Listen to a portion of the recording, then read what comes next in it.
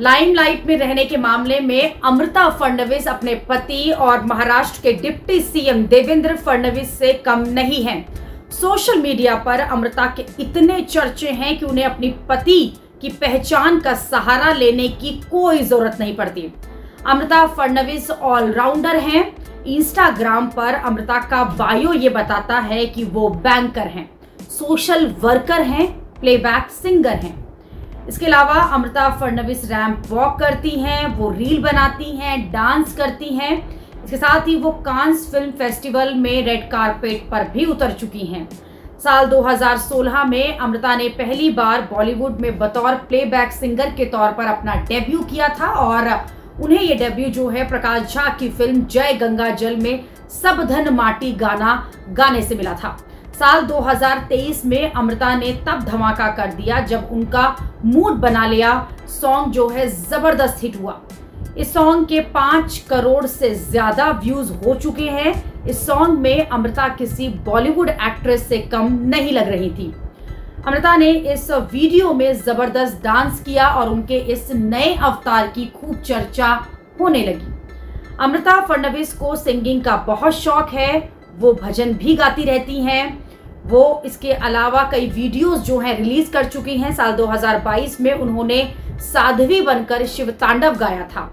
अमृता मराठी, हिंदी, अंग्रेजी और पंजाबी में भी गाने गा चुकी हैं। पिछले साल अमृता न्यूयॉर्क में आइकॉनिक टाइम्स स्क्वायर पर भारत महोत्सव के दौरान भी परफॉर्मेंस कर चुकी हैं और अमृता फडणवीस बॉलीवुड की पार्टियों में भी अक्सर नजर आती रहती हैं। अमृता फडणवीस हर दिन सोशल मीडिया पर छाई रहती हैं।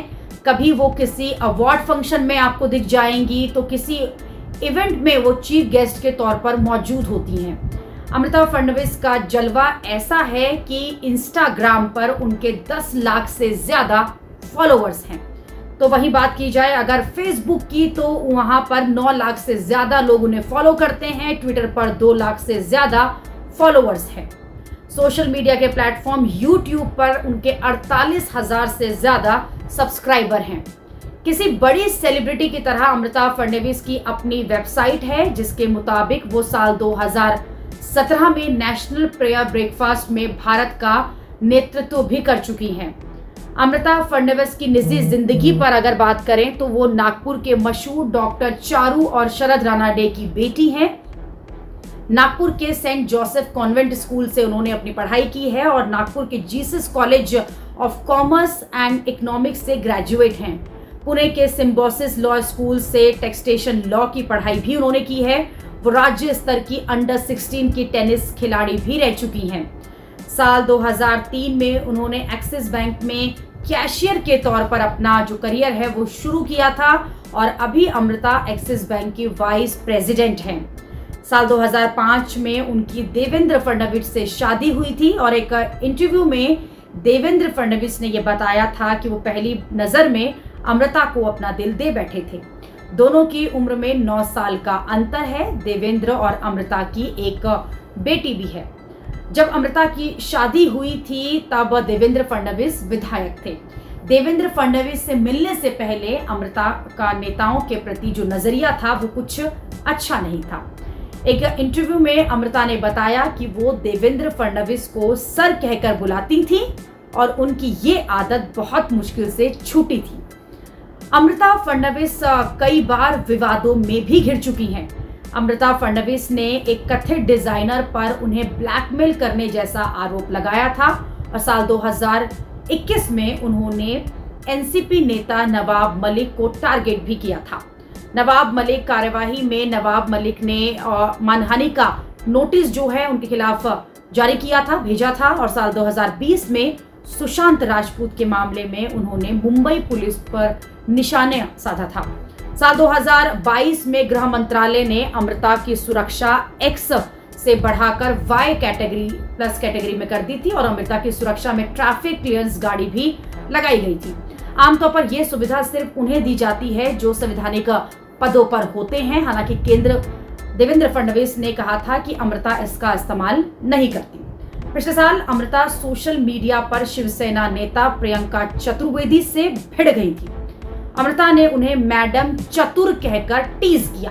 तो इस पर प्रियंका ने उनकी आवाज को फटा हुआ बता दिया था। इसके अलावा हाल ही में अमृता फडणवीस का एक वीडियो वायरल हुआ है जिसमें वो सोशल मीडिया इन्फ्लुएंसर रियाज अली के साथ डांस करती हुई दिख रही हैं।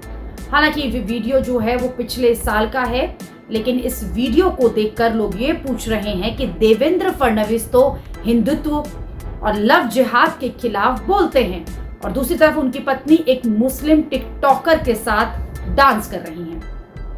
एनसीपी ने इस वीडियो पर सवाल उठाते हुए ये पूछा कि क्या सरकारी बंगले में रील शूट करने की इजाजत दी गई है। एनसीपी ने अमृता के पति को मिले सरकारी बंगले और सिक्योरिटी के दुरुपयोग का आरोप लगाया था।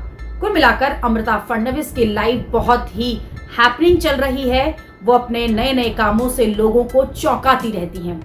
अमृता फडणवीस एक मजबूत और टैलेंटेड महिला हैं। वो अक्सर महिलाओं के हक पर भी आवाज उठाती रहती हैं और उन्हें उनके परिवार का पूरा सपोर्ट भी मिलता है। हाल ही में जब देवेंद्र फडणवीस पीएम मोदी से मिलने गए तो वो अपने पूरे परिवार को साथ ले गए थे। अमृता फडणवीस ने भी पीएम मोदी के साथ वहां फोटो खिंचाई, उनसे बातचीत भी की। आमतौर पर विवादों से बचने के लिए सीएम और डिप्टी सीएम की पत्नियां लो प्रोफाइल रहती हैं, लेकिन यहाँ मामला थोड़ा उल्टा है। अमृता फडणवीस का केस अलग है।